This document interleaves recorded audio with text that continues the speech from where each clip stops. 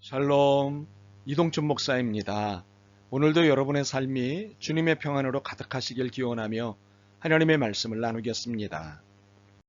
오늘 주시는 말씀은 고린도전서 12장 22절에서부터 26절의 말씀입니다.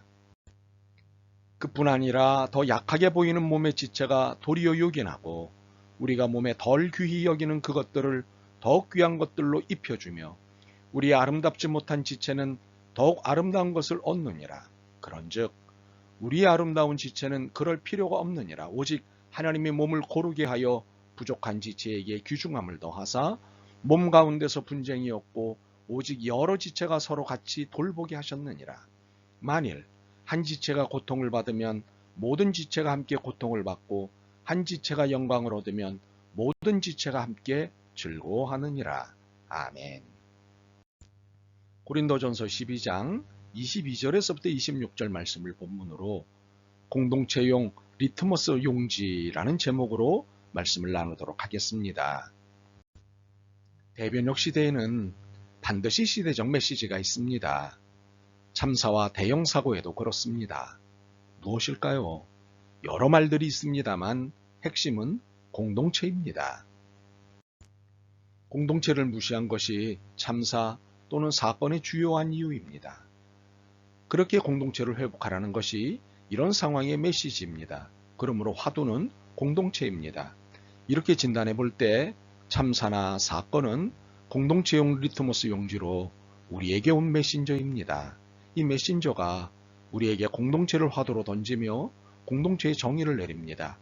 우리들의 공동체는 운명 공동체요. 그렇다면 운명 공동체란 무엇인가요? 운명적으로 연결되어 있다는 것이지요. 너와 내가 한 몸이라는 것입니다. 분별은 하지만 분리는 안 된다는 의미입니다. 남녀, 어른, 아이, 미국, 한국, 유럽, 아시아, 인간, 자연 등과 같은 분별은 하지만 결코 별개의 것일 수 없다는 것입니다. 그러므로 운명 공동체는 어느 특정 집단이나 나라를 넘어 전지구적이고 전우주적 개념입니다. 그러므로 우리가 붙잡을 것은 운명 공동체론입니다. 그렇다면 이 담론은 우리가 처음 듣는 메시지일까요? 아닙니다. 모두가 익히 알고 있는 담론입니다. 더욱이 이 담론은 그리스도인이라면 너무도 잘 아는 담론이지요. 진작부터 오늘 본문이 있었기 때문입니다. 본문은 하나님의 모든 피조물이 운명 공동체임을 분명하게 드러내고 있습니다. 뿐만 아니라 상대를 어떻게 대해야 하는지를 아주 명확히 알려주십니다. 고린도전서는 바울이 고린도 교회에 보낸 첫 번째 편지입니다. 모든 편지에는 이유가 있듯이 고린도 교회에 편지를 쓴 데는 이유가 있었습니다. 분열을 멈추고 하나가 되라는 이유였습니다. 바울은 자신의 생명을 다한 선교를 통해 세운 교회이기 때문에 애정이 컸습니다. 그런데 들려오는 소식 중 하나가 당파 싸움으로 교회가 분열됐다는 소식이었습니다. 펜을 들지 않을 수 없었습니다. 그리고 편지 처음부터 분쟁에 대해 지적했습니다. 1장 11절과 12절입니다. 내 형제들아 글로웨의 지편으로 너희에 대한 말이 내게 들리니 곧 너희 가운데 분쟁이 있다는 것이라. 내가 이것을 말하거니와 너희가 각각 이르되 나는 바울에게 나는 아볼로에게 나는 게바에게 나는 그리스도에게 속한 자라 한다는 것이니. 이렇게 분쟁의 사실을 지적하는 바울의 마음은 간절했습니다. 형제들아 내가 우리 주 예수 그리스도의 이름으로 너희를 권하노니 모두가 같은 말을 하고 너희 가운데 분쟁이 없이 같은 마음과 같은 뜻으로 온전히 합하라. 1장 10절이었습니다. 이러한 간절함이 오늘 우리가 읽은 12장으로 연결되고 이후 13장에서 절정을 이어갑니다. 13장은 무엇이죠? 그 유명한 사랑장입니다. 그런즉 믿음, 소망, 사랑 이 세 가지는 항상 있을 것인데 그 중에 제일은 사랑이라. 바울은 1장에서 너희 가운데 분쟁이 없이 같은 마음과 같은 뜻으로 온전히 합하라는 메시지를 전하고 난 후 이에 대한 신학적 작업을 한 것이 우리가 읽은 12장입니다. 그리고 13장을 통해서는 사랑의 개념으로 본문 한 장을 지원합니다. 그런데 우리는 이 즈음에 궁금함을 하나 해결하고 가야 합니다. 그것은 이 본문이 그리스도인들에게 국한된 지침이 아니냐는 것에 대해서입니다. 충분히 그렇게 볼 수 있습니다. 교회의 분쟁을 끝내라고 하면서 신학적 권면을 한 것이기 때문입니다. 그러나 그리스도인들에 대해 또는 그리스도인에 한해 말씀하신 것은 소금과 빛의 삶을 살라는 등과 같은 경우입니다. 이처럼 믿지 않는 사람들에게 귀감, 감동을 주는 삶을 권하실 때 외에는 모든 말씀이 신앙 유무와 상관없이 모두에게 해당하는 말씀입니다. 왜 그럴까요? 본질적으로 보면 모두가 그리스도 안에 있기 때문입니다. 현재 신앙의 유무 그리고 신앙의 상태에 상관없이 모두가 그리스도의 구속의 은총 아래 있습니다. 요한복음 3장 16절이 결정적입니다. 하나님이 세상을 이처럼 사랑하사 독생자를 주셨으니 이는 그를 믿는 자마다 멸망하지 않고 영생을 얻게 하려 하심이라. 세상 모두를 사랑하시는 하나님이십니다. 신앙의 유무와 상관이 없습니다. 그러므로 12장의 지체론은 모두에게 해당되는 지체론입니다. 모두가 하나다고 말씀하시는 것이지요. 하나님의 창조물인 모든 피조물들은 하나님의 통치하에 모두 하나입니다. 모두가 지체입니다. 그래서 운명공동체입니다. 본문은 운명공동체의 상태를 매우 실감있게 묘사하고 있습니다. 하나가 아프면 모두가 아프다. 이보다 적확한 묘사가 있을까 싶습니다. 그러니 어느 지체라도 무시할 수 있는 지체는 없다는 것입니다. 그러니 어느 지체도 무시해서는 안 된다는 것이지요. 어느 피조물도 무시하지 말라는 말씀입니다. 또한 본문의 표현에 의하면 더 약해 보이고 덜 귀히 여기는 것들이 오히려 더 요긴하고 더욱 귀하다는 것입니다. 이것이 의미하는 바는 분명합니다.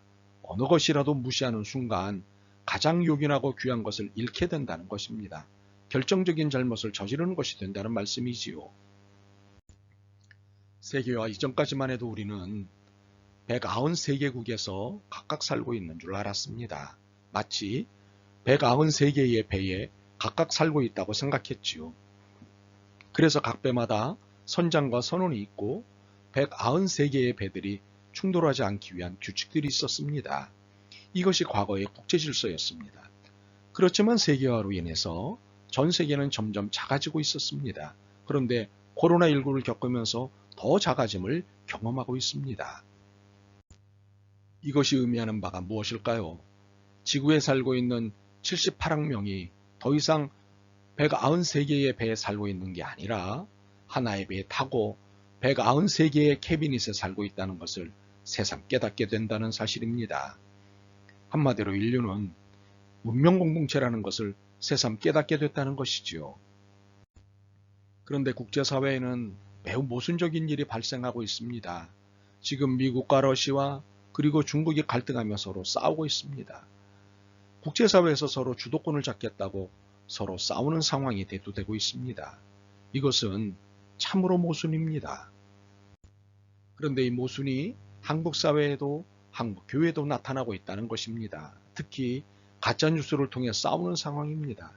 참으로 옳지도 않고 명분도 없는 싸움입니다. 사실 이들이 벌이는 싸움의 다수가 밖으로 싸움이니 한심하기 이를 데 없습니다.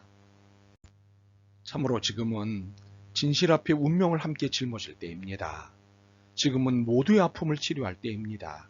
지금은 참사라는 리트머스 용지를 통해 공동체 회복의 필요성을 진단받은 이상 공동체 회복에 모든 역량을 집중할 때입니다.